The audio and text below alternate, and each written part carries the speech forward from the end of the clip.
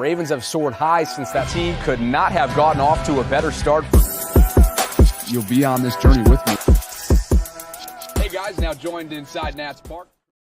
It's been a minute since I've done spontaneous streams, 2 of them in one day, but I think today is the perfect day to do exactly that because we are closing in on the NFL's annual trade deadline.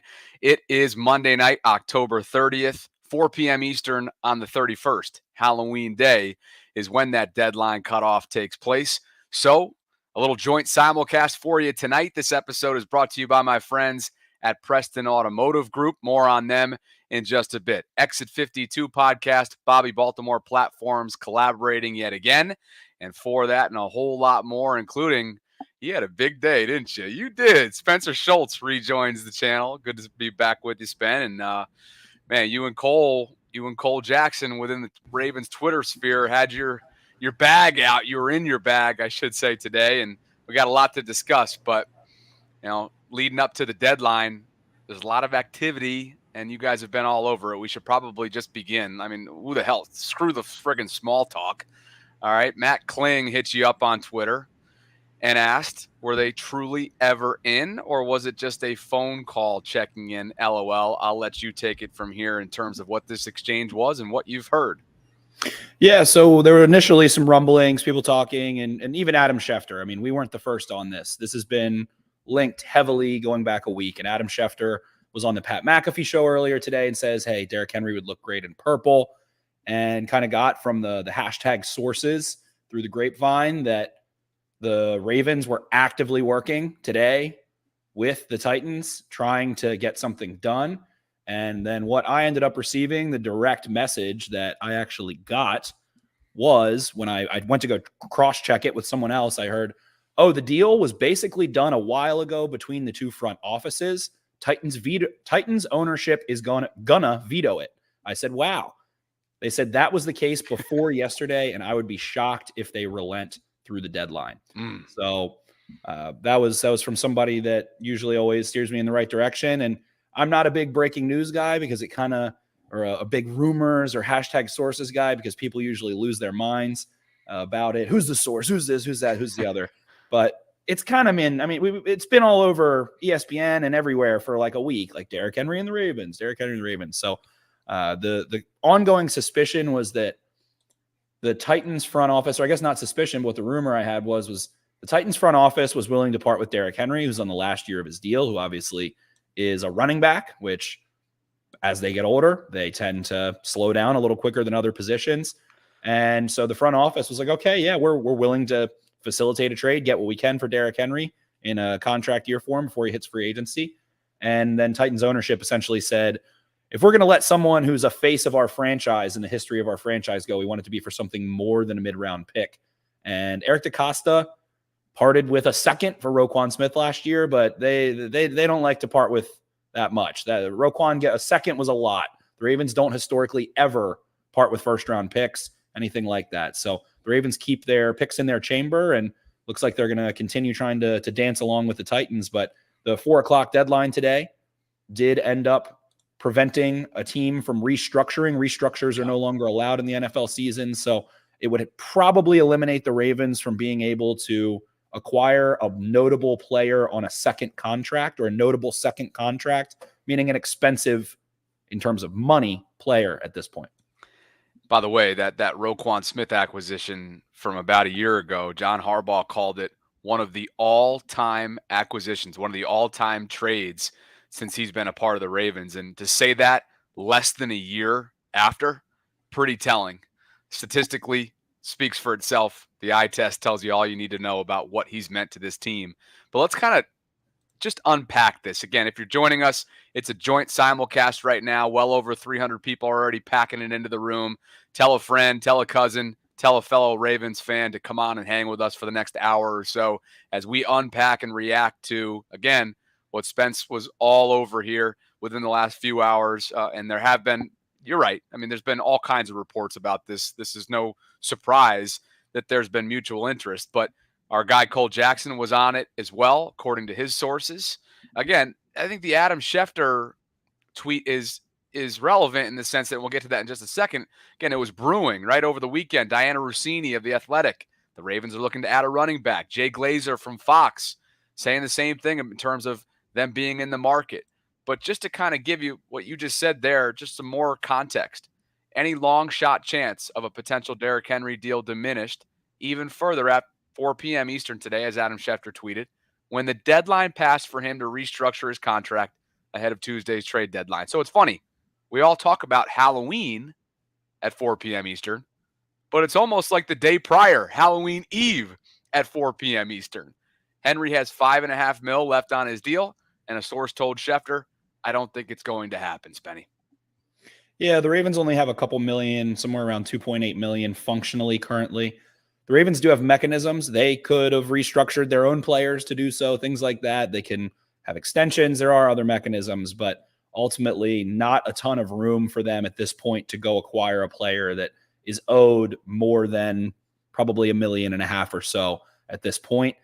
With next year, big decisions being made, Patrick Queen in a contract year, Justin Madubuike in a contract year, Geno Stone in a contract year. I do think it would have made a ton of sense for the Ravens if they planned on doing some shopping to do it today when it doesn't impact the compensatory formula to get comp picks in return. You're able to go send a pick today to get a rental or potentially a player like Roquan Smith you trade for and sign, and are able to get that out of the way without impacting that comp formula. And for them not to get it done at this point does make me think, hey, maybe a Dalvin Cook, maybe a rookie contract player that is owed, a couple $100,000 through the rest of the season, something like that. Could still happen, could still make sense. But usually the trade deadline does work this way. It's not like baseball or basketball in the NBA where the day of the deadline up against the hour, a bunch of teams start sending things in. Sometimes there are, but traditionally over the last 5 or so years, it's been a week prior, or like the Eagles made a Kevin Byard trade a couple of days ago. And Byard is able to go play in Philly, or I guess in Washington against the Commanders this weekend. So might be a little bit tough. I'm sure Eric DeCosta is burning the midnight oil. This is his, it's the draft, it's free agency, and it's the trade deadline. And that's a lot of the heavy hours. Of course, he has a lot to do day to day and long term and things like that. But this is one of his kind of 3 big events of the year in that sense. Shortly after your tweet earlier today, somewhere in the 4 o'clock hour, right? Wasn't it around like 4:30 or so that you hit that? I think it was somewhere around some numbers. I think it was before 4, somewhere around maybe 3:30. Let's see. Oh, it was 4:30. Okay. Today's been an absolute, today's been a whirlwind already. But just after that tweet was sent out, or I guess just before, John Harbaugh came to the podium about 10 minutes late, which could be relevant, could be not. And he had this to say about the deadline. Do we have a specific overarching, have to have guy? No, we have an excellent roster. Love our players. We have guys who are getting healthy that will be coming off IR even, like Pepe Williams, for instance, and guys like that. So I love our guys. I think we have everything we need to be successful. At the same time, if an opportunity came to bring in somebody that can help us and make us better in any area, really, but certain areas more than others, of course, and you could do it in a way that was affordable to the team and the club, cap-wise, draft pick-wise, those kind of things, you would do it. You would do it to try to get better. So that's kind of where we're at right now. Eric and his group is working through that. I was just meeting with Eric just now about some of those things, and it's a possibility. It's not easy making trades in this league. I mean, it's just not. It's not. Maybe some sports it is. I don't know. I've never been in another sport, but it's just not. You don't see as many trades in football. We've made a few the last few years. I think Eric's done a great job with that. And if there's one to be made that would help us, I'm sure he'll pull it off. If not, then we'll be happy with what we have because we have a great team, we feel like. And it looks like as we're live right now, some folks are saying that Tennessee has denied the veto reports. So if those of you have links or those of you have information in terms of where that's coming down the pike, let us know. But Spenny, just to kind of give you an idea here, or our folks an idea from Brian McFarland, Ravens salary cap analyst, in terms of what the Ravens have on the docket, front office standpoint wise, and monetarily speaking, moving forward. They have 8 picks in next April's draft. They got their own first, second, third, fourth, fifth, seventh. Right, the 7th is from Chuck Clark. They're expecting a 4th-round compensatory pick for Ben Powers, who left in free agency. Big payday out there in Denver. Traded their 6th for Andrew Voorhees, and they have their own 7 picks in 2025. So this is just, speaking to the cap, $2.8 million in space. That increases weekly by $330,000 each week that Tus Bowser, Nick Moore, and Andrew Voorhees stay on the NFI. Some Tus Bowser news that we can get into in just a bit. I was pretty surprised to hear another 180 yet again from Harbaugh earlier today, Spen. But they can create $13 million via simple restructures, more if they were to add void years. So, they do have, and I think there's one more slide here, and this is kind of the most important part in terms of the wiggle room or lack thereof that EDC might have, depending on what he sees in terms of future for these guys. But, it's very tight cap space in 2024, right? And a lot of key free agents in contract years, most notably right there at the top in Justin Madubuike and Patrick Queen, who are having themselves career years so far through 8 weeks. OBJ, Zeitler, Stone, and a potential trade acquisition are all potentially in that list as well. So this is the reality that EDC lives in. He's more than well equipped to handle things, and I'm sure they got their spreadsheets out and they're ready to go. But not as much flexibility as there has been in the past. There isn't, but it goes into an entire wormhole. The Ravens on the books for 2024 have $27 million in cap space. However, then when you go look at that, they can restructure Ronnie Stanley, Lamar Jackson, Mark Andrews, Marlon Humphrey, Roquan Smith, Marcus Williams next year to create another, I think, $35 million or so roughly in additional cap space next year if they choose to do so. So to me, it's always for the Ravens. I think it's the most simple logic going back to the Ozzie Newsome days.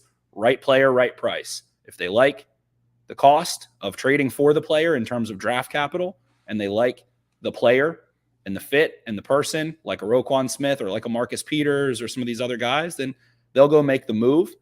I think it's also interesting because you go look at Yannick Ngakoue, who the Ravens traded for in 2020, and they didn't sign him to a long-term extension. They did treat him as a rental. They traded, I believe, a 2nd and a 4th-round pick for him. And then they received a 4th-round comp pick back a year later. So some of it does come out in the wash a little bit. I think it is wise to do that shopping ahead of the deadline when it doesn't count against that formula. And then you're able to hopefully go reimburse yourself, so to speak, a year later through that same comp formula. So with that, we did see, so Paul Kuharski at Paul Kuharski NFL, who is, I believe, based out of Nashville there. Yeah, he said on Amy Adams' deal, or on Amy Adams' stunk, vetoing a deal for Derrick Henry. Not true. #Titans. And I think he just covers the Titans there, if I'm not mistaken. So maybe true, maybe not. Again, just what my sources told me. But why would the Titans come out and say that it was true at this point in time? Why would they say, if you're not going to trade him, that right? Of course, you're not going to say that. I do have to say it's funny that this is coming from Paul, because that was our Titans guest the week of the London game, and I feel like reaching out to him right now. But so somebody said, "Look at this. This is class. See, this is why you probably try not to get into this because all the judgments." Some guy tweets at him and says, "But an obscure internet account said it was," and he says, "Yeah, how about legitimate people stop retweeting stuff like that?" As just belittling the reports of you and Cole. And we talked offline. This is legitimate stuff that you've had your hands in here. It's not just recycling garbage or not credible sources. The 2 times I've ever gotten into it previously were that I had a buddy who worked for the Falcons front office, and he told me, "Hey, the Ravens are calling about Vic Beasley." I tweeted that. Then they didn't trade for him. No one ever talked about it again. So everyone was like, "You're an idiot." And then Ronnie Stanley, I heard, was coming back early. I tweeted that out, and then he did. So neither time was fun. This time, I think, I'm a little more. I think it's funny at this point. Cole's been getting into it with people all day, but I just don't know why the Titans would not want to refute that if they're not going to trade him. And hey, maybe they still do. Who knows? We've seen teams flip and do all kinds of things. I know the Cowboys were rumored at one point to maybe have some interest, but according to Schefter, the source of all sources, the insider of all insiders, the Ravens were interested and looks like not going to get done. All right, so here is the up-to-date tweet from Paul Kuharsky. Again, covers the Titans for, I believe, an independent outlet, if I'm not mistaken, paulkuharsky.com. On the Amy Adams Strunk vetoing a deal for Derrick Henry, who, of course, is the CEO of the Titans, owner of the Titans. Not true, hashtag Titans, and then you see there going after. So if that's an obscure internet account, or if this guy, a nerd in a hat, is calling you and Cole obscure, what does that make him? He's simply just a nerd in a hat, I suppose. Well, you two, I love this because you got everybody talking, but you just said something that's spot on. Why the hell would you not deny it if you're the Titans right now? Of course you're going to deny it. You're going to deny the hell out of it until the cows come home. Right? No benefit if you don't move on from Henry. If you do, then it is what it is. But it wasn't even, and the thing was, I don't think it was, we're not trading Derrick Henry ever, but it was, I don't really care to get a mid-round pick back for Derrick Henry. I would like better compensation. And it could be, ultimately, we got Eric here in the comments. Please remove Derrick Henry from the thumbnail. Hey, Eric. Oh, I forgot. He's got Tennessee ties somehow. Oh, yeah. Right? He's a big Titans fan there. But with that, I think that it was more so, how are we going to move a historically great player in the history of our franchise for not a historically great compensation? And Derrick Henry's obviously beloved down there, so makes sense, that logic. I don't know that it was like some hard veto of, I don't know why the veto was the veto. All I said, I read what I received. I know that we confirmed it with multiple people across Cole and I, different people, both Cole and I got the same thing from different places. So felt safe to tweet it, but there you go. I'll have a nerd in a hat calling me a random whatever, so forth and so on. And that's quite all right. That's not what I usually am into or what I usually do, but it was fun and has been a fun day. And just exciting when the Ravens potentially are acquiring a big name player that could help them, and it would create a lot of fun content. So here we are doing some fun content about it. Just close your DMs now. Goodness gracious. And yes, Omega Cypress, we did release the vault, Sarah and I, just within the last half an hour or so, because of the guy that's on the screen with me right now. He had to go and start, putting this shit all over the internet. And so next thing you know, we gotta we were gonna record anyway early, so don't worry about it. Her parents are in town out there in Columbus, so we were gonna do it regardless. But yeah, the vault is available right now, and we said happy Halloween off the top, so happy early Halloween. But before we get to kind of I want to pivot in terms of, just because Derrick Henry, they have time, right? Like 4 p.m. Eastern is the deadline. That's tomorrow. It's going to be a late night, but perhaps they're pivoting right now. And before we start that conversation, I got to tell you about this episode's title sponsor, and that is my friends at Preston Automotive Group. And at Preston, Bobby Baltimore subscribers receive 2 exclusive offers: $500 towards a new or pre-owned vehicle, one, or when you buy 4 tires, you'll receive 50% off your alignment, 2. You've got over 2,000 vehicles to shop from, plus home delivery is available, and you'd be joining the Preston team along with the likes of myself, Ravens safety Kyle Hamilton, tight end Mark Andrews, and more throughout Baltimore and beyond. Cars cost less with Preston.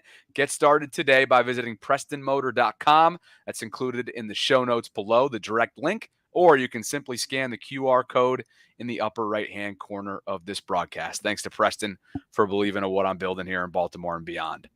Who is another running back? You've already mentioned a couple of them, but would you look into Zach Moss? Would you be about Saquon? I know Saquon, they're adamant up there in New York that they're not dealing him. Brian Dable's mentioned that. There's been more reports about that today. What about a guy who doesn't really have much of a role right now in the Meadowlands, in Dalvin Cook? Like, who would be your next guy if indeed Derrick Henry is off the table? Well, I think when you look at what you have Gus Edwards, who is, according to the broadcast from this past Sunday, such an underrated running back. I think they said that 15 times. It was basically their only production note, I think, about Gus Edwards, was that he was underrated. But probably the most underrated power runner in short yardage situations over the last 5 years or so, which is why I thought Derrick Henry would be a little redundant, interesting fit anyway. We do know that, J.K. Dobbins and the Ravens had contract discussions, negotiations on an extension over the last year or two. dating back. And of course, injuries complicated all of that. So it feels like the Ravens are really trying to find some long-term answers. Edwards is a really nice player that has done a ton for the Ravens, super efficient, keeps his head down, keeps kind of quiet, and just goes to work. But if he were to miss time for some reason, you feel like you're really behind the 8 ball.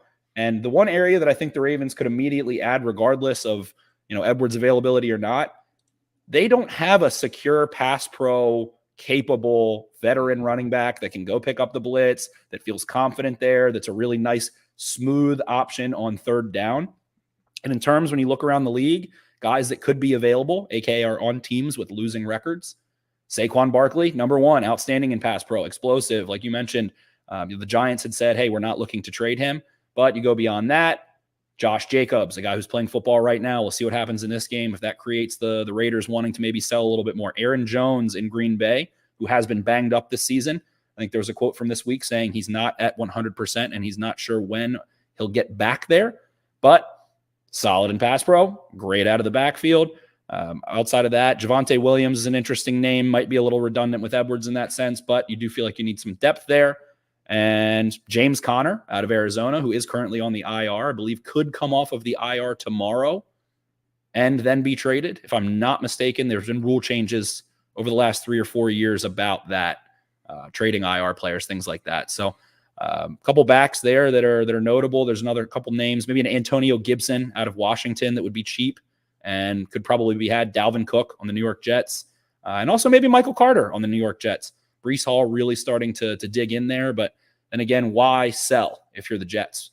Dalvin Cook, I do believe, wants out. I think he's already made that publicly known. Has been an ongoing situation with him in Minnesota and now in New York for a while. So it looks like he wants somewhere he will have more of a role.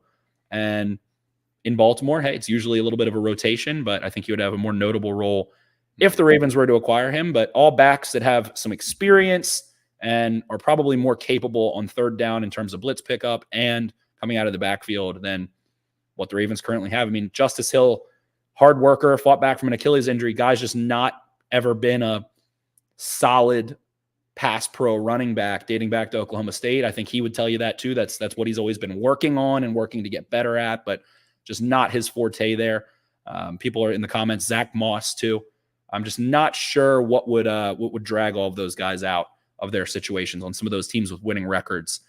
Cook, the one that has spoken that he does want to get out. Zach Moss might be happy where he is. He's still getting the football. Colts are still looking to compete in that AFC South a little bit. So we'll see what happens. A lot of names, though. Running backs in contract years, a ton of them. So I think we see some movement, some action. I know the Cowboys are also reportedly in the market too. So wouldn't be surprised to see any of those guys go there. You got to wonder, would they have been as active as they seemingly have been based on these reports over the last couple days and specifically within the last 24 hours, had they gotten a little bit, well, obviously if JK was available, they wouldn't have to be, but had they gotten more availability and production and more of a sample size from Keaton Mitchell in regular season ball, would they have felt the need to kind of be working the phones as much as they, again, seemingly have, Spen? Like they just haven't seen a whole lot of him. And what's unfortunate for Keaton is that when JK went down, it's like, oh, okay, he's going to get an opportunity, but then he's on IR for the first chunk of the season, and then he comes back and he gets banged up again. So you hope that that's not a trend and that's just a fluke, for your rookie season as an undrafted rookie. But the Ravens really can't feel confident in what they have in him. To a sense, right? I mean, we're talking about a preseason resume here, not regular season up against the ones. Yeah, and hey, sure, could be a stud, could be a star player in the league, could be all of those things, but you just haven't seen enough of it at the end of the day. Typically, rookies are not guys. I mean, Najee Harris is one of the guys that I can think of. Maybe a lot of Alabama running backs I would probably name that can come in league ready in blitz pickup, in pass pro. Not common of rookies. There's a lot more pressure fronts. Defenses are more multiple and versatile a lot of times in the NFL than they are in college. I would say pressures and pressure systems are a little more diverse in the NFL. Things that can be quicker and guys are bigger and stronger a little bit. So not something you typically expect a rookie to be able to come in and do, but definitely could be a playmaker, definitely possesses otherworldly burst and can close around the outside in a hurry and break some pursuit angles. We got one quick little taste of that and that one carry that he had last week, and could be all of those things, but it just feels like it's tough. If you are to miss a Gus Edwards at some point in a playoff game, something like that, would not be super confident there. Melvin Gordon, another guy that I think the Ravens do like and might activate if they don't trade for a running back at some point in the next week or two. He is out of practice squad elevations, but Gordon is pretty solid in pass pro throughout his career. One of the most underrated parts of his game. Has fumbled the football a lot, doesn't have the burst he used to have. Did look somewhat sharp in some limited time, though, this season. Yeah. Caught a couple passes out of the backfield. So maybe that is the in-house option, and maybe the Ravens did really want to go with a Henry or something like that and shift their focus to seeing if they can get a right player, right price at another position. But gonna be interesting to see what they ultimately do. Trying to check right quickly in the box score. Wasn't it Yeah, it was. It was the Cleveland game earlier this year where Melvin kind of showed some pop. He had 3 carries for 21 yards, including a long of 22, and he also had a catch in the receiving department. So the key there is what you just mentioned. Like, he's out of game day practice squad elevations, which means, if I'm not mistaken, that means they have to sign him to the 53 if they're going to bring him up on game day or any other day for that matter, right? Correct. So, yeah, they would have to guarantee that salary and increase his salary for the rest of the year. Okay. So there was this thought on one of our live streams earlier today. I think it was actually with Cole, ironically, that Melvin is the same as Dalvin. Would you agree there, or would Dalvin be an upgrade? I would be lying if I told you that I had watched Dalvin's carries and reps in New York this year. I have not really seen it. Obviously, Breece Hall has taken a much heavier load. I do think that the drop-off is probably more marginal than fantasy football would lead you to believe. If I had to guess currently, I would think that they would be somewhat similar. I feel like Gordon at this point is a little more of a big back. He looks like he put on some size, and not really in a bad way necessarily. He just isn't necessarily a lightning quick, explosive dude anymore, and feels like he's like, all right, I'm older. I'm going to get stronger and try and go barrel through guys and maybe be a little bit more of a power back. Always was kind of balanced in his game, but Cook probably, I would think, has a little more explosive juice, but how many times a game do you even see a running back really get to open up in the open field, especially on limited or rotational carries ultimately? So I do think it's probably more marginal than people would think, like I said, but again, haven't watched a ton of Dalvin Cook this year. Just along the lines of how busy it's been in terms of deadline day, Tom Pelissero of NFL Network was all over the Giants move. They sent veteran defensive lineman Leonard Williams to, what do you know, the Seattle Seahawks for a 2024 second and a 2025 fifth. And as Kyle Barber pointed out on Twitter, the second lowest graded game of Tyler Linderbaum's career came against those New York Giants and Leonard Williams last season in what became a loss for the Ravens. It was an upset for sure for the G-men.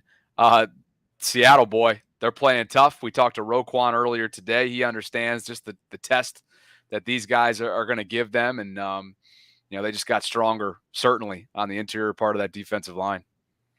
They did. And in regards to the Giants game last year, I mean, Dexter Lawrence is the nose tackle playing over the center for the Giants more so. Williams usually plays a 2-eye through a 4-tech a little bit more, kind of moves around on that outside, somewhat similar to a Calais Campbell, I'd say.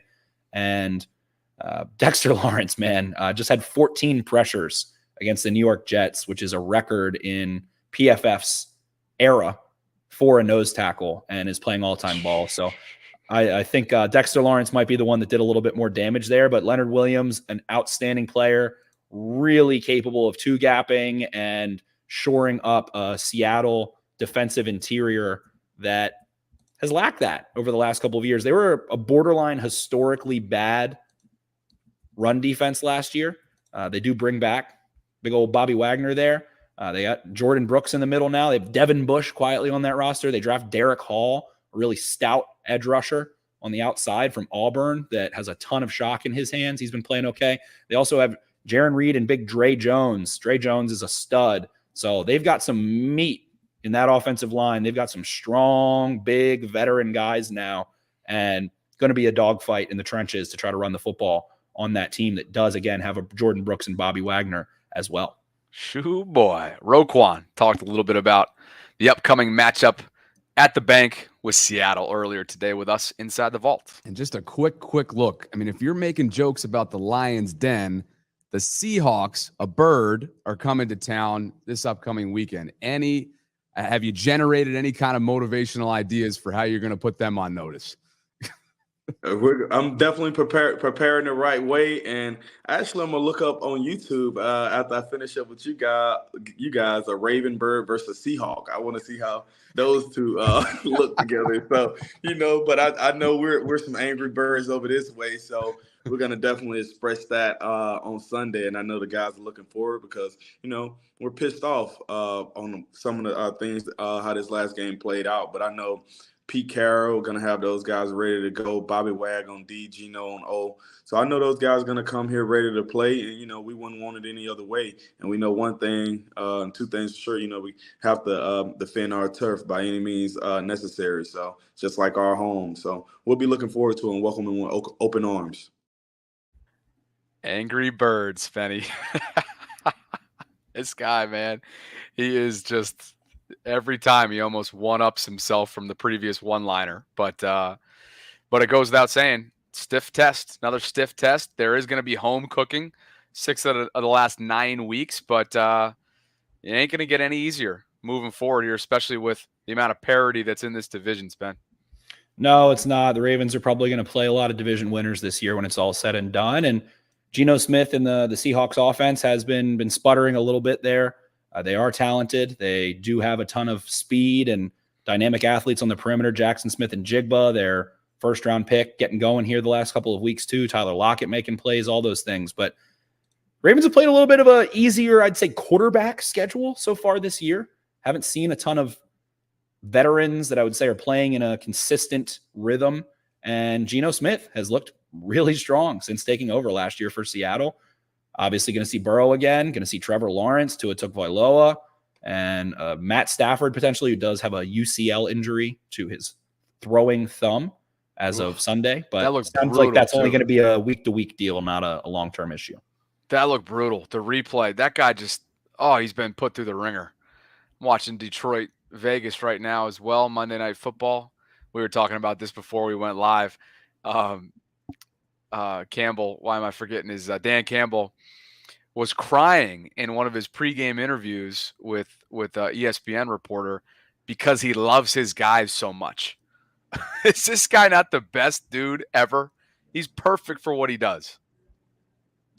He truly is. Truly is.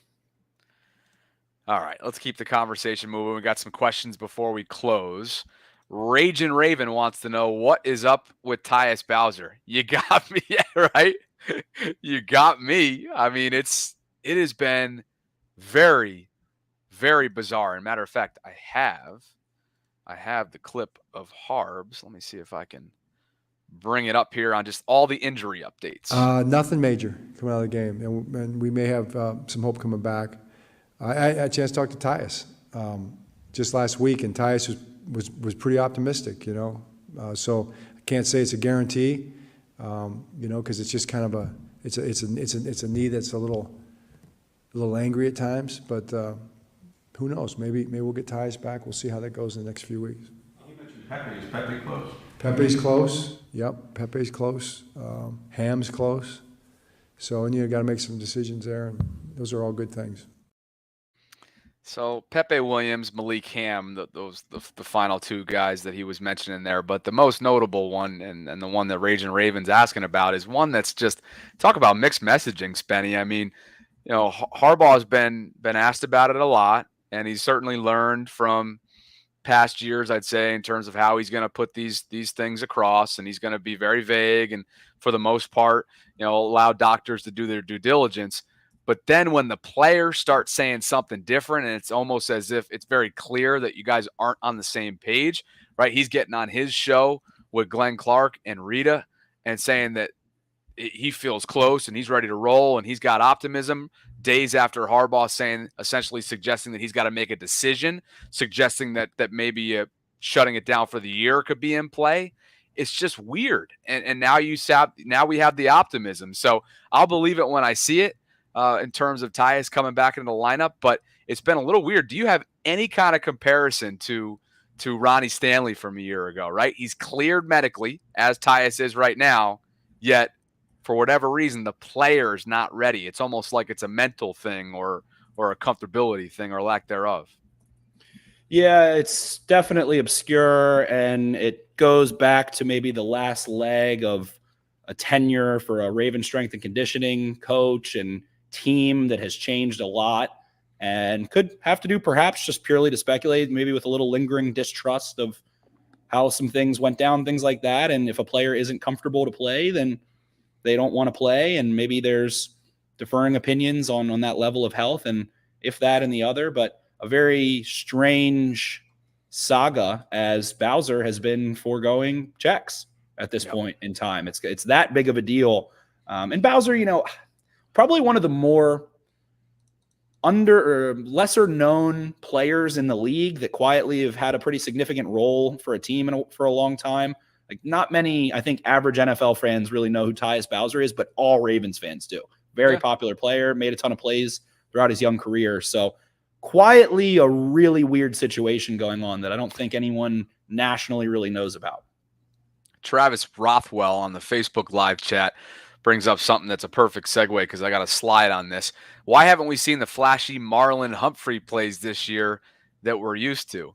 And I think it's easy to make sort of a general statement like that, but when you really dig in, and I get it, right? It was a blatant DPI right there on Marquise Hollywood Brown yesterday. But this should be the major headline. Marlon was targeted just one time against the Cardinals, and since returning, he's given up a total of 79 yards and 152 coverage snaps. We know, Spen, that he's getting back or attempting to come back to full strength after that late summer procedure on his foot that kind of came out of nowhere. But what are your evaluations so far from a sample size that's, I think, a handful of games at this point? Yeah, I definitely think he probably got out of game shape and has to play back into game shape. We have seen him able to drive on both feet. He looks confident in that sense.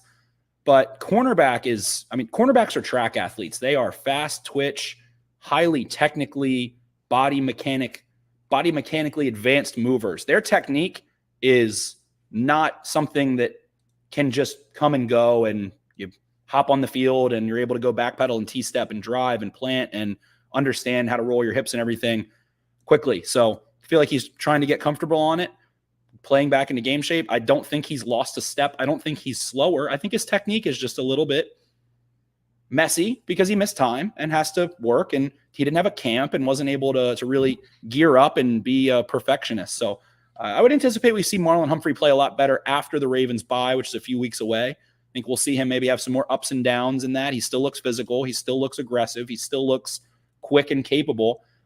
We saw him lose his footing. It wasn't a talent Everybody issue. was losing their footing. It was. And to be honest, Ronnie?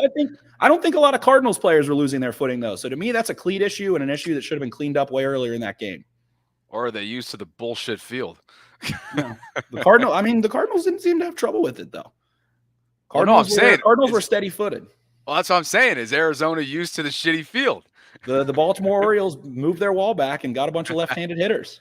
Got to do what you got to do when you're a smaller market team, I guess. Amazing. This is a good segue too, because it's, well, not that they're on the same side of the ball, but both are being talked about within the fan base in terms of, losing a step or, slow starts or whatever that is. Brandon wants to know, what's going on with OBJ. Has any wide receiver ever finished a season with more PIs drawn than catches? And this comes after a game where he drew 3 of them, including that one that afterwards, and it was in the end zone and he had a good look at a touchdown there, but ended up getting a third DPI drawn. This was after he left briefly with a stomach contusion, comes back in. Budda Baker got him good, going for the ball. Very indirect is what the angle I had, Spenny. But what are your thoughts on Odell? Because I think a lot of people want to measure him game by game, and I kind of just keep sitting back and say I want to do it over the course of a full season, and I think they brought him in for 2 main reasons. We've already talked about this, and the influence that it had on the Lamar extension, and what are you going to do for me in December and January? So I'm not quite ready to measure his effectiveness or the value or who won the deal. Look, they overpaid for him, quite frankly, and he ain't going to reach those incentives. He's not going to get to 18 million unless he goes off over the next couple months. What about you? What say you? I think that having a confident, well-known star player, and whether it's star on social media or star in the sense that he used to be a really great player, has taken some of the pressure and some of the eyeballs off of other guys like a Bateman, like a Flowers, like an Andrews, like a Lamar Jackson. And Odell Beckham's comfortable under the spotlight. He's a veteran presence. He still has drawn a ton of pass interference penalties. And much like Marlon Humphrey, much like Rashad Bateman, who we see looking a little more explosive, looking more like himself from last year prior to breaking his foot, those guys missed time just a couple weeks ago. So I think they're still playing back into full strength. Those guys have been rotating. Bateman and Odell Beckham and Nelson Aguilar as well have really been rotating in and out and limiting kind of the action and I think the wear and tear on their body. The Ravens have frankly had an issue the last couple of years keeping guys on the field. So I think they're just doing their best to keep those guys fresh. Odell missed a ton of time with injury. Rashad Bateman missed a ton of time with injury.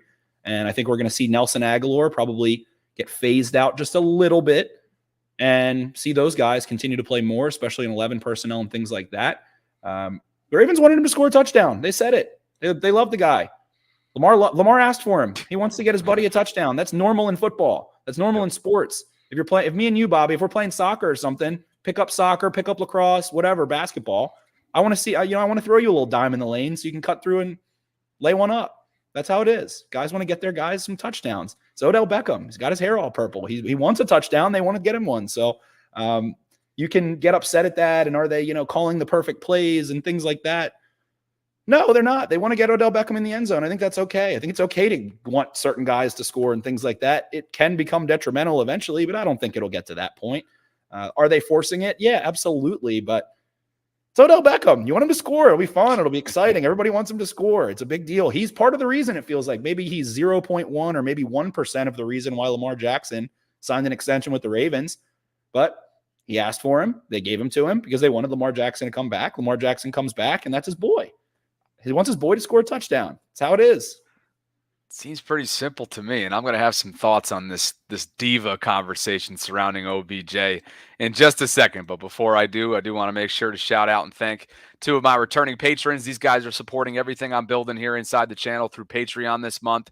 So shout out Richard Carey and shout out Jeff Comer. Thank you both for believing in what I'm building. If you guys are interested in doing the same out there, visit patreon.com/Bobby Trossett. And before we get to that diva conversation, let's just reset things. We've been going for 40 plus minutes. Follow Spencer and the Exit 52 podcast at Exit 52 podcast across all social platforms. And Spenny himself can be found at Ravens for Dummies on Twitter. And what do you have? Oh, I'm sorry. Yeah. The number 4, not spelled out numerically there. So make sure you go find him. He's mixing it up today. Matter of fact, as we're tweeting, I shouldn't say as we're tweeting, as we're broadcasting, I've been doing so much today. My brain is literally dead. But as we're tweeting, I love it.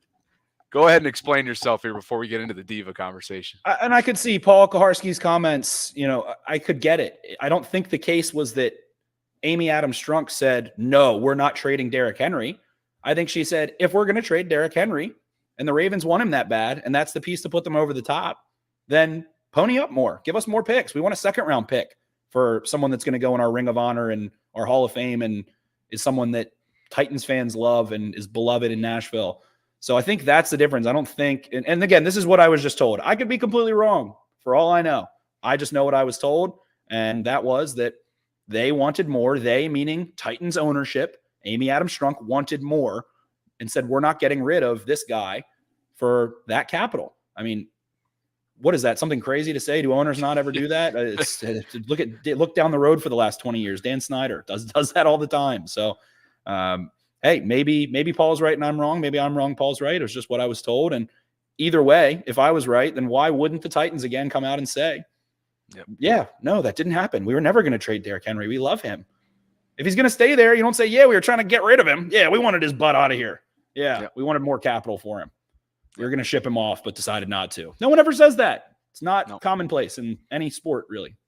Seems entirely straightforward here. And again, Paul Kaharski coming back, pushing back at some of the reports put out there by Spencer and Cole related to the Titans vetoing a deal, Titans ownership, a trade deal here before the deadline for the Ravens. There's been a lot of interest, a lot of activity over the course of the last couple of days. And who knows, perhaps they're pivoting now overnight to either address the running back position in a different market with a different team, or maybe they have a different position in mind. Who knows?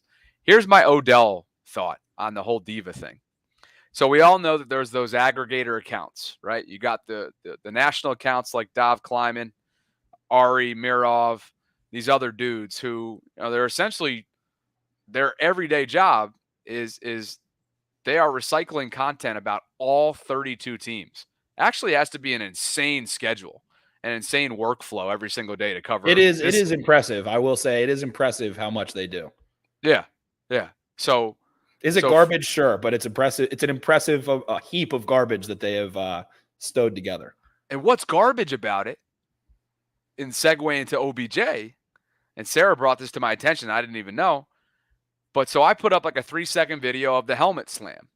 The helmet slam that came after the third DPI drawn that we were just talking about that led to John Harbaugh being asked about it today. And that's actually, this is just some good context. Harb's talking a little bit about OBJ when he was essentially asked, like, hey, was he pissed? Was this something about miscommunication? Like, Harbs did a good job answering this. It really is. I mean, Odell's super talented, very determined, really has a high standard for himself, really works hard. And I really think that that's kind of indicative of kind of like his reputation. It's like they know who he is. They know he's number 3, and they do not want to give up a completion to him. And he's being covered that way, and it draws 2 huge defensive pass interference calls. Now, Odell and Lamar and all of us want those to be catches, but pass interference is the same as a catch in this league, almost. A touchdown would be a touchdown. You got to put it at the 1. You got to go score. That's the difference. That's the only difference. So I was happy with the way he played. I was happy with the fact that he was targeted.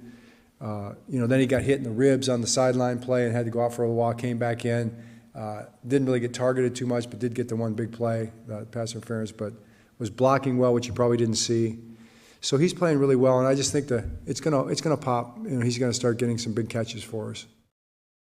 So again, I just thought that was well said there from Harbs. But to get back to how the national aggregators suggested that OBJ was being a diva in that moment by slamming his helmet, almost suggesting that because he's not involved, because he hasn't scored, because he doesn't have a bigger role with this team, and that's what's leading to the frustration, is so far from the truth, right? Odell has come in and yes, he has underperformed, right? He has not exceeded expectations. He has not met expectations. I'm sure he would tell you that. And sure, he hasn't met the value of the deal, right? We know they overpaid to get him $15 million guaranteed with another 3 on there potentially if incentives are hit, which they are not likely to.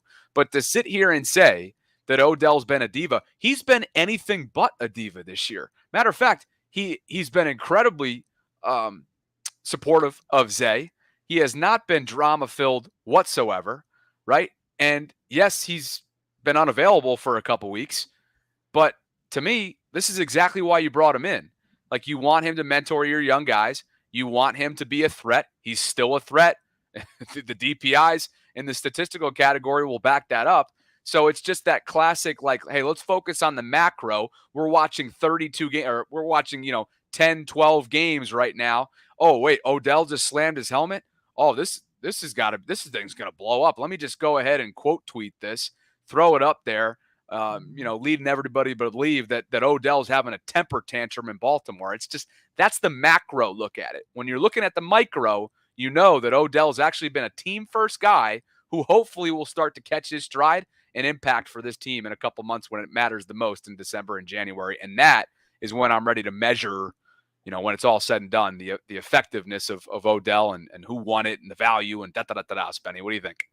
We saw this happen when he was with the Cleveland Browns. He wasn't having an efficient season and then goes to the Rams and in time for the playoffs turns into a beast and beat the Baltimore Ravens with that team And was that a couple years ago? Did he have injuries? Sure. But like you said, Odell will be measured by what he does in December and January and hopefully February, and is working back into game shape. He didn't play for 18 months. And the incentives you talked about that you said are not likely to be earned are actually, by literal definition, called not likely to be earned incentives. Are they actually? Yes. So that's why they don't go on this year's cap hit for the Ravens, because likely to be hit incentives like 30% playing time or 25 catches would be deemed likely, and those would be put on this year's cap. So those incentives are not likely to be earned by definition, ultimately. But I think that's the other part. Why does he want to score a touchdown? Because he wants the Ravens to win, because he wants to make a play, all those things. He also wants to make money.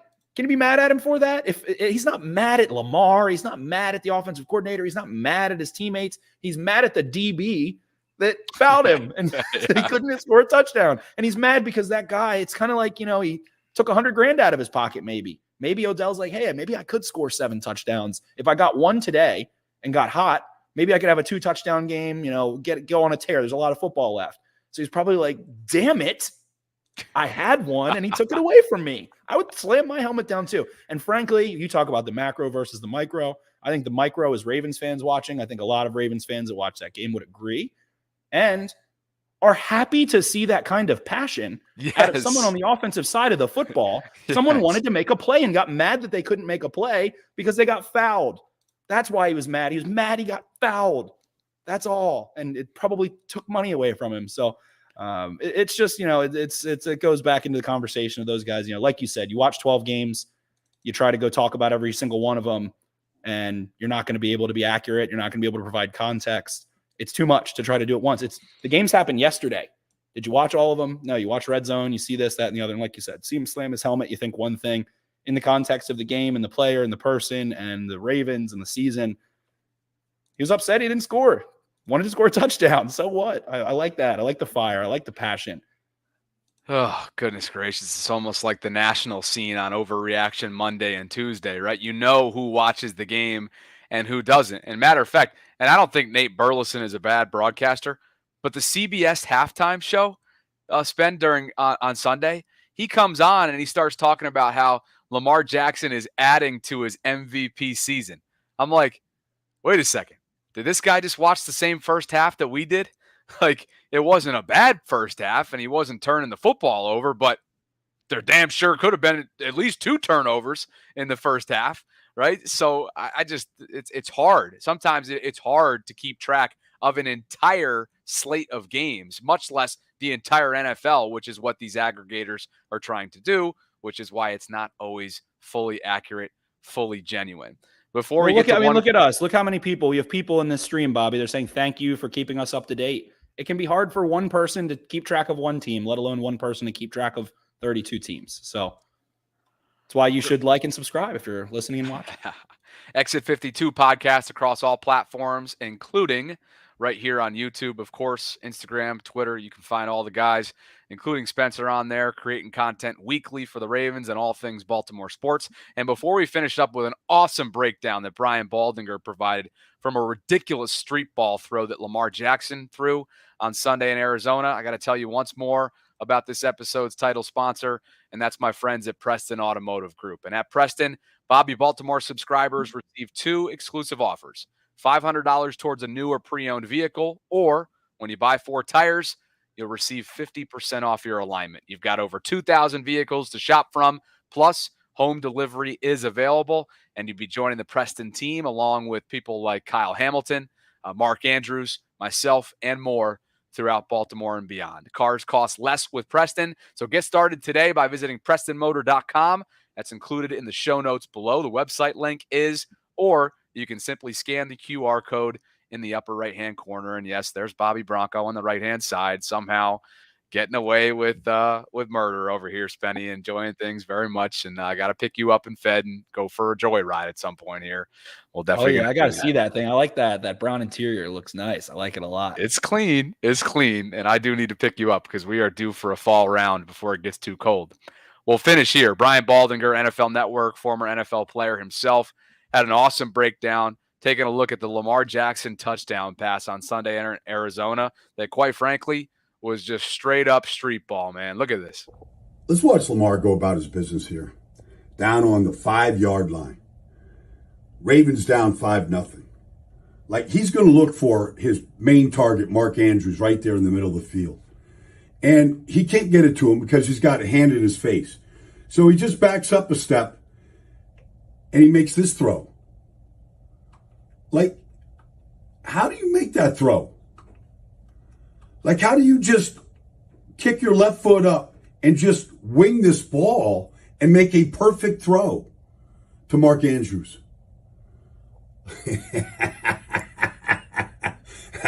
I don't know how you teach that. Oh, I love that guy. A little flick of the wrist. I mean, are you kidding me? Mechanically, can you take me through that? You advanced scout, you?